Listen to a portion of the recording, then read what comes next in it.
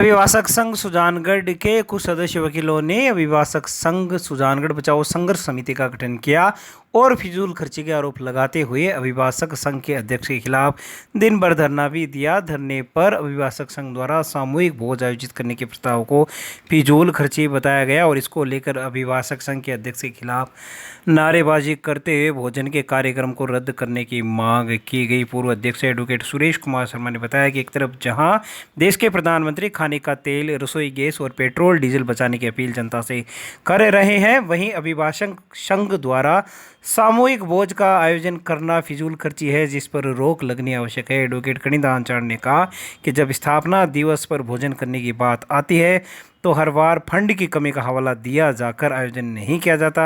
जब बात विदाई की आती है तो सामूहिक भोजन किया जा रहा है, जिसकी हम लोग खिलाफत कर रहे हैं क्योंकि वर्तमान में देश में स्थितियां सही नहीं चल रही हैं। धरने पर अभिभाषक संघ के उपाध्यक्ष advocate Pradeep कठातला, advocate Raza Khan, advocate Salim Khan गाजी, अयूब खान, दशरथ सिंह राठौड़, अक्षय शर्मा, विमल दाधीच, बाबूलाल किलका, नरेश शिवर, रमजान मणियार, हनुमान मल प्रजापत, राजेंद्र सोनी सहित अनेक वकील बैठे और बाजू पर काली पट्टी बांधकर फिजूल खर्ची के खिलाफ नारेबाजी की। दूसरी ओर इस बारे में अभिभाषक संघ के अध्यक्ष एडवोकेट सूरजमल यादव से बात करने पर उन्होंने बताया कि संघ में प्रस्ताव लेकर ही यह आयोजन रखा गया है। अब कुछ लोग अगर जिद कर रहे हैं व्यक्तिगत स्वार्थ के कारण, तो हम लोग बाकी 98% वकीलों की सहमति और इच्छा का अनादर नहीं कर सकते। यादव ने बताया कि वार्ता में हर प्रकार से धरनार्थियों को मनाने की कोशिश की गई, लेकिन अगर किसी को जिद करनी है तो कोई समाधान नहीं निकल सकता। वहीं अभिभाषक संघ के सचिव एडवोकेट बनवारी लाल बिजाणी ने कहा कि फिजूल खर्ची के आरोप निराधार हैं क्योंकि अभिभाषक संघ में फंड की कमी नहीं है। अधिकारियों के सम्मान में ऐसे आयोजन होते रहे हैं। जहां तक स्थापना दिवस पर भोजन का आयोजन करने की बात है तो ऐसी परंपरा नहीं रही है, वरना आयोजन तो हो सकता है। अगर अभिभाषक संघ ऐसा प्रस्ताव भविष्य में लेता है तो ऐसे आयोजन जरूर होंगे। आप ही देखिए किस प्रकार वकीलों के एक धड़े ने अभिभाषक संघ के खिलाफ मोर्चा खोल दिया। इसके प्रधानमंत्री माननीय नरेंद्र जी मोदी ने ये पूरे देश से आह्वान किया है कि इस समय देश आर्थिक संकट की स्थिति में है। पेट्रोल की कीमतें बढ़ रही हैं, डीजल नहीं है और आपके गैस की कमी है। यहाँ तक कि खाने का तेल कम करने के भी उन्होंने महिलाओं से आग्रह किया है। ऐसी स्थिति में देश के प्रधानमंत्री के उस वक्तव्य के विरुद्ध जाकर अभिभाषक संघ के अध्यक्ष ने हठधर्मितापूर्वक जाने वाले अधिकारियों के लिए एक भव्य आयोजन किया, जिसमें टीनू पंप यानी तेल के पीपे लगेंगे, टीन लगेंगे और कम से कम 10 सिलेंडर उसमें गैस के जलेंगे।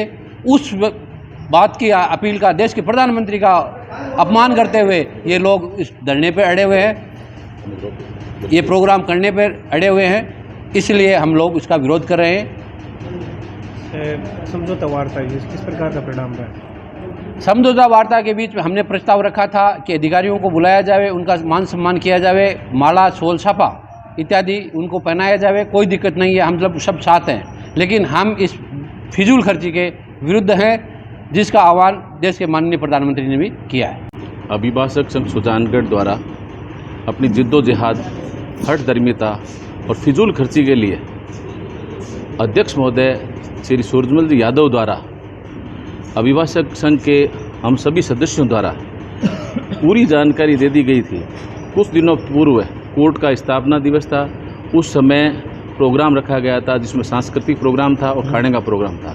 अध्यक्ष महोदय द्वारा इस बात की जानकारी दी गई थी कि अभिभाषक संघ के पास पर्याप्त निधि नहीं है, पर्याप्त राशि नहीं है। इस कोर्ट के स्थापना दिवस जैसे बड़े कार्यक्रम को टाल करके आज एक चंद बिना कोई हित का, बिना कोई वकीलों के कोई हित का काम, जिसमें 3 जुडिशियल अफसरों के स्थानांतरण और उनकी यहाँ पर आगमन और उनकी विदाई के संबंध में रखा गया है प्रोग्राम। इस प्रोग्राम में हमारा एक ही निवेदन है, अधिकारियों का सम्मान करो, लेकिन माननीय प्रधानमंत्री और ऊपर की जो गाइडलाइंस है उस हिसाब से सोल, साफा और अल्पाहार के आधार पर उनको ये वेलकम किया जाए। जबकि अध्यक्ष महोदय ने हठधर्मिता, जिद्दोजहद करके खाने का बड़ा प्रोग्राम रखा है। हमारा निवेदन ये अल्पाहार रखें, आहार के लिए खर्चा नहीं करें, क्योंकि पर्याप्त निधि नहीं है। तो ये हमारी मांग थी।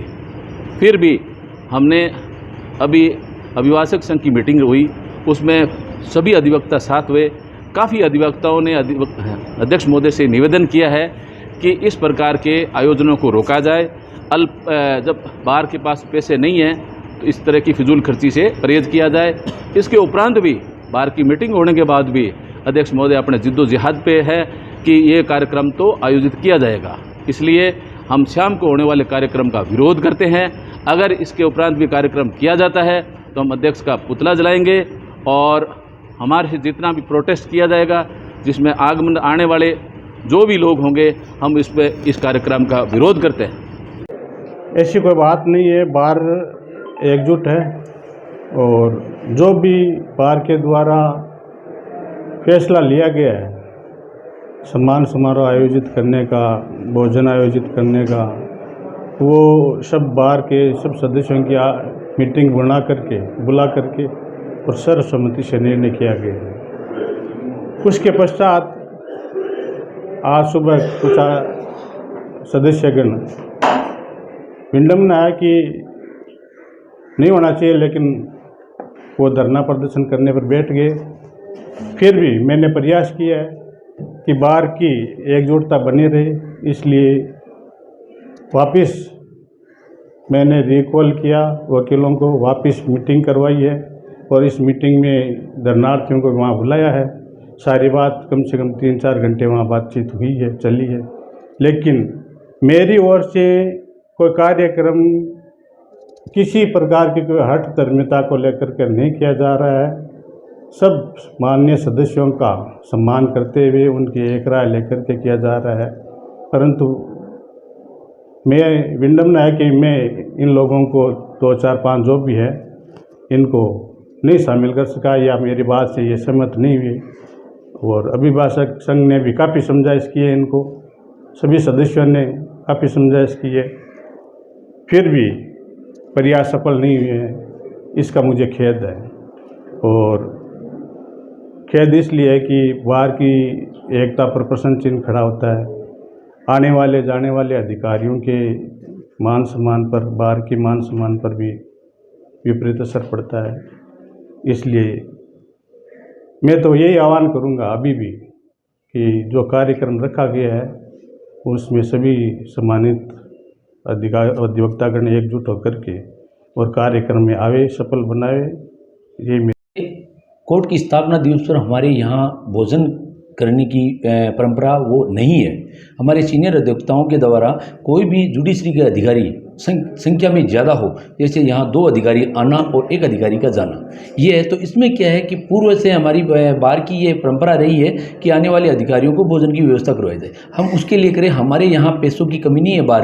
बार में बजट है, वो अच्छा बजट है, इसमें कोई दोहराई नहीं है, पैसों की कमी नहीं है। ये तो क्या है कि कोई अगर व्यक्तिगत रूप से ये सोचे कि उनको हमें विदाई नहीं देनी है या उनका स्वागत नहीं करना, तो ये गलत है।